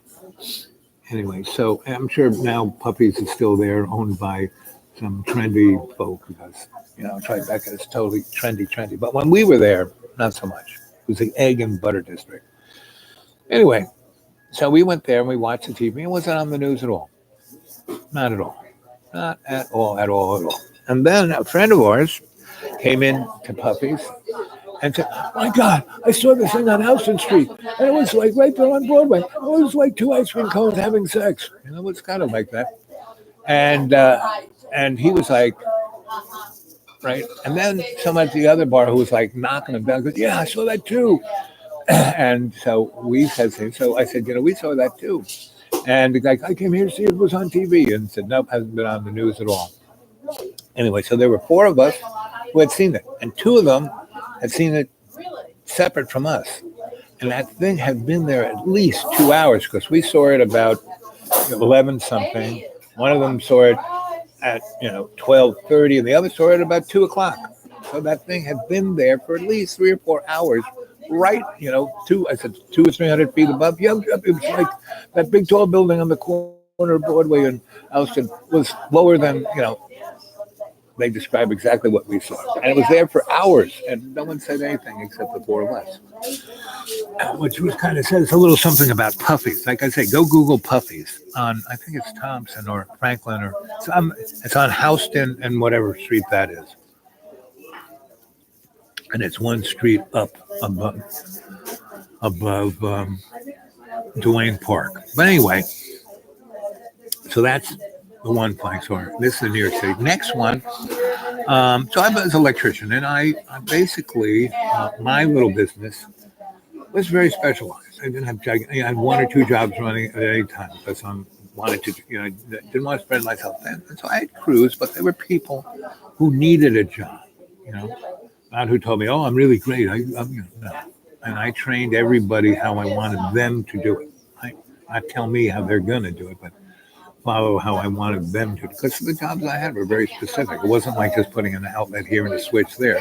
These were like art pieces, so they had to be real. And you had to think about what you were doing so you wouldn't mess that up. Because we in people's super duper condos up on the Upper West Side, and they had Matisses and Van Goghs, and if you screwed something up, there goes a $6 million painting. So anyway, so I just hired people who needed a job and were smart, and I taught them how to do what I wanted them to do. And part of that is, if I'm not specific, or if I'm, whatever they do and they don't do it right, it's my fault because I didn't tell them. Their responsibility was to not let me leave until they understood 100% what I wanted. And I wouldn't go, "Oh, no, I would say, "Oh, well, what don't you understand? How are we going to do it? Da, da, da, da, da. See you later, Robinson. You stay well. Have a great day." Anyway, so there was this helper I had named Anna Jensen, who was from Sweden. She was like straight out of the Playboy magazine of what every misogynist guy's dream of a Swedish bombshell was. She was just, but she was a really good painter, and she was from Denmark. That's where she was from. And everybody there, she wanted to be a painter in New York. So the government of Denmark paid her way to go there, not just go to school, but they paid her rent, paid her art supplies, paid her to be an artist in New York City. Right? And so to get a little, she's my bud. She wanted to learn about electricity, so she became one of my helpers. And even though she was this unbelievable, why we were buds is that I never hit on her, never really connect. I didn't want to go there. I always had a kind of a girlfriend or a woman I was living with, so I wasn't going to cheat. I wasn't, I'm a one, I am one. If I'm with somebody, I'm with them. Period. So, but I could be her friend, and we could have a great time. And she turned in a pretty good mechanic. There's like apprentice, you know, mechanic, journeyman, master. So she was a pretty good mechanic. I mean, I could say, do this, do this, do this. And she could, right? She didn't understand. She would say what. So this one day, I go to her place, which is Lower East Side, kind of in the funky neighborhood, 6th Street near the Hells Angels. And so there was a bodega right nearby. This guy was Cuban, so he would make Cubano coffees and those flat Cuban sandwiches, right? So I yelled up, I hit her button, yelled up to her, said, "Come on down." So I went to the back of the, I'll be at Mr. Chuchi Frito's, Cubano place. So I'm ordering the sandwiches and coffees, and I got 3 sandwiches, and one was egg and pork, one was pork and pickles, and the other was something else. And so we'd have the breakfast one, and then the lunch one, and then the one for the afternoon that picked up to finish the last 2 or 3 hours. So, and Mr. Chuchi Frito, I'd have a big thermos. He would give me a gigantic thermos of Cubano coffee, not a little cup. Anyway, so I'm in the back getting everything, and she comes in, and I'm looking around for her, and it's the ceiling's pretty low, hung ceiling, and I see bright lights, right? And and she's a very tall girl. She's about 6'2", so she is heads above everybody there. And there she is, and she's got jeans that look like they're sprayed on, and they got holes everywhere, even places where you shouldn't have holes. And she's wearing an Italian T-shirt, spaghetti T-shirt, right? And she has the most amazing breasts, something that Michelangelo would make. Anyway, and so she's standing there, and then she's surrounded by TV cameras and lights on her, and I'm going. So I said, "Mr. Chuchi Frito's here, trying to pay it up. I got it in a bag," and I walk over there. I get to the crowd, and I'm like saying, "Anna, come on, let's go. We got to go to work." And I get there, and the cameras weren't on her, but they were also on Jimmy Carter, who was President Jimmy Carter, in the 80s, and he was in the Lower East Side, with Habitat fixing up some houses. And these were houses that we started, the housing authority started, and we turned over to Habitat. So anyway, there's Jimmy Carter, there's Anna, and Jimmy, his head is right at the level of her nipples in that Italian T-shirt, and he's like, and in the scene where he had lust in his heart, boy, he had more than lust in his heart. And Anna was a person who was not, she understood the effect she had, but she didn't care about it. But she could wield it when it was appropriate, when she wanted to have fun with it. And she was having fun with those newspaper guys, the TV guys, and President X Jimmy Carter. So I went over to, "Come on, Anna." And he looked up at me and goes, "Aren't you in that housing thing?" I said, yeah, but we got to go to work. See you, Jimmy. And I didn't say, "Mr. President," "See you, Jimmy." And we walked out. So we went up to work. We did our thing, blah, blah, blah. And Anna had, again, one of these garret places that were on top of the building, right? And that she had to go up the stairs, go out on the roof, and then get into her garret. Throw her up there.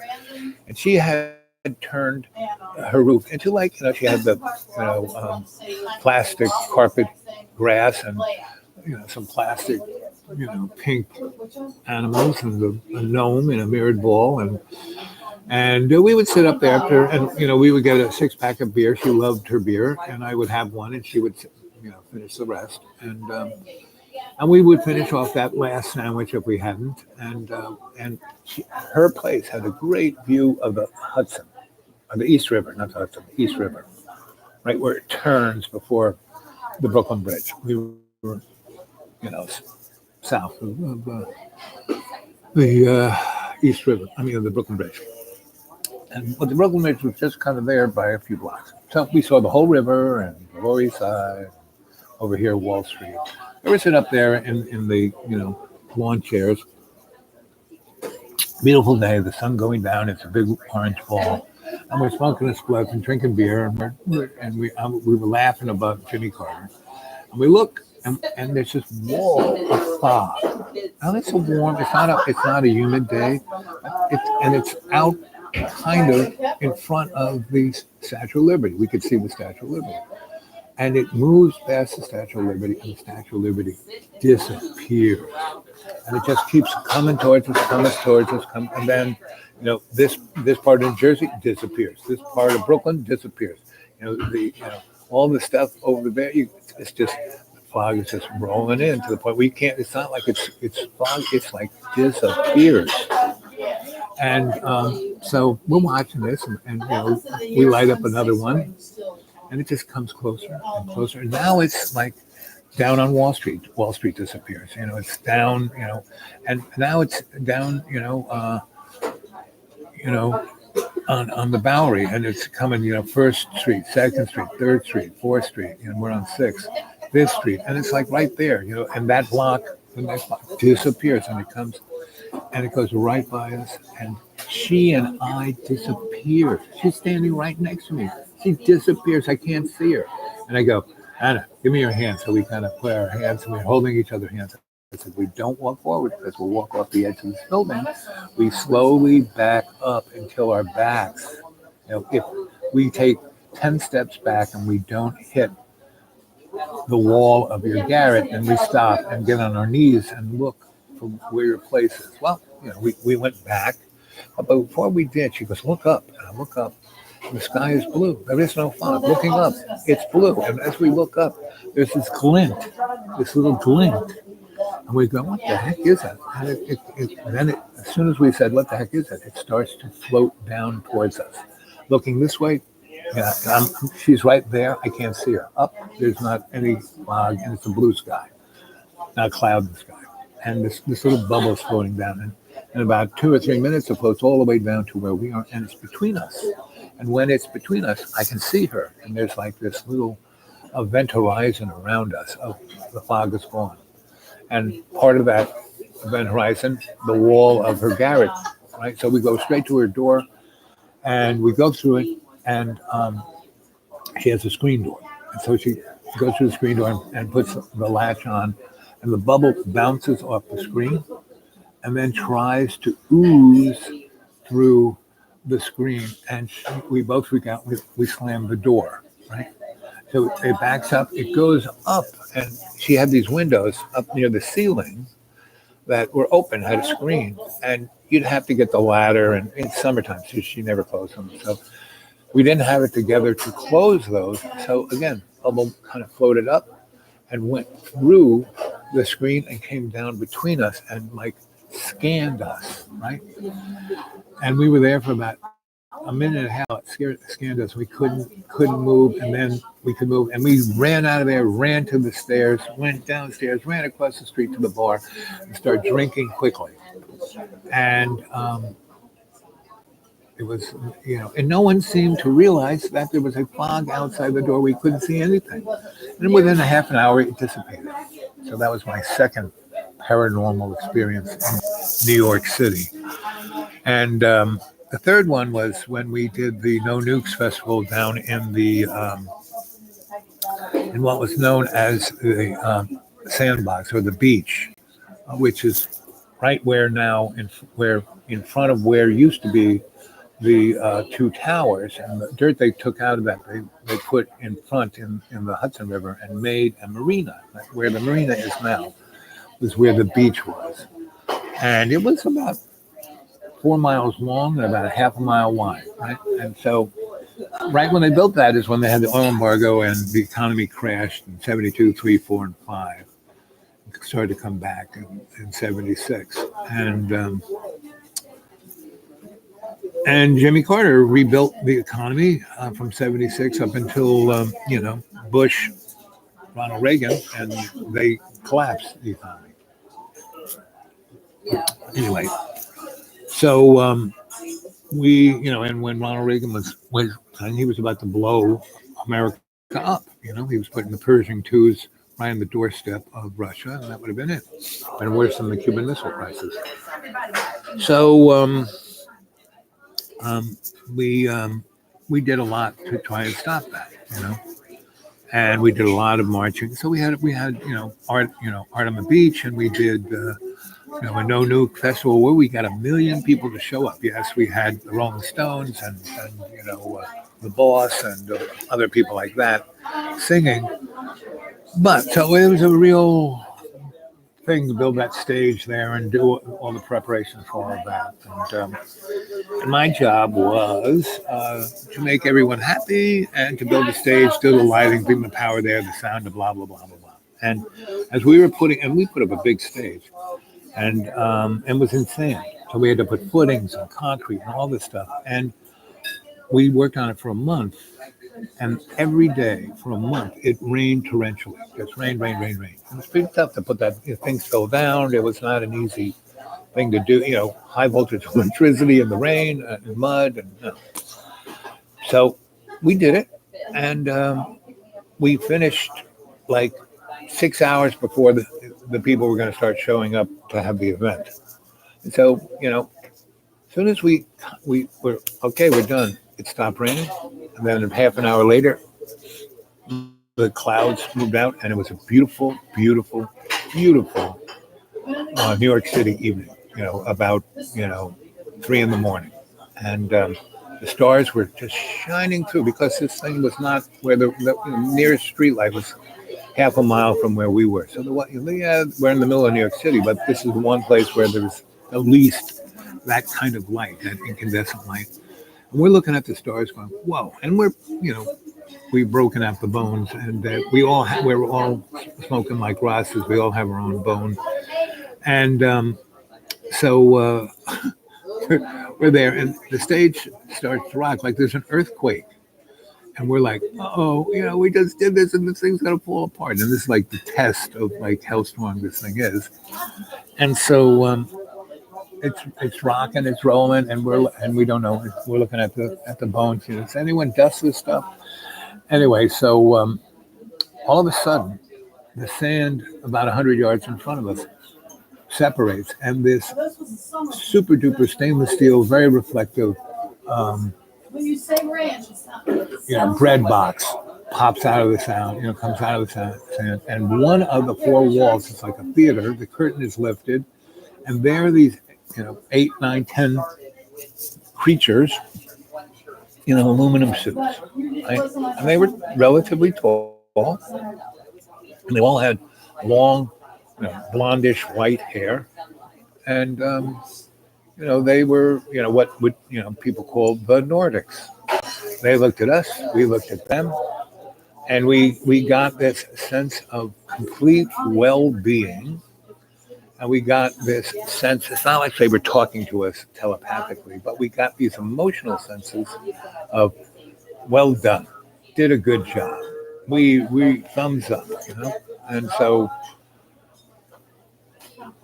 starts vibrating again. The 4th wall, the curtain comes down, it goes down, right? And by that time, the sun is starting to rise. It's like 5:30, 6 o'clock, and we're like, we just keep smoking bones until they're all gone, and we're starting to drink Mr. Chuchifrito's Cubana coffee, and we're like a little shooken by the whole thing.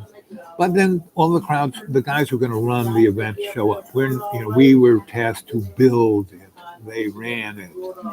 So we had, the passes where we could go. We were in the blue room, the green room, the whatever room, and eating the food, having a good time with the talent. Anyway, so we're in one of those tents, and I hear my wife giggling, and I turn around, and there is one of those guys in the silver suits, but he's not wearing a silver suit. He is wearing a 6-year-old cowboy outfit made for him.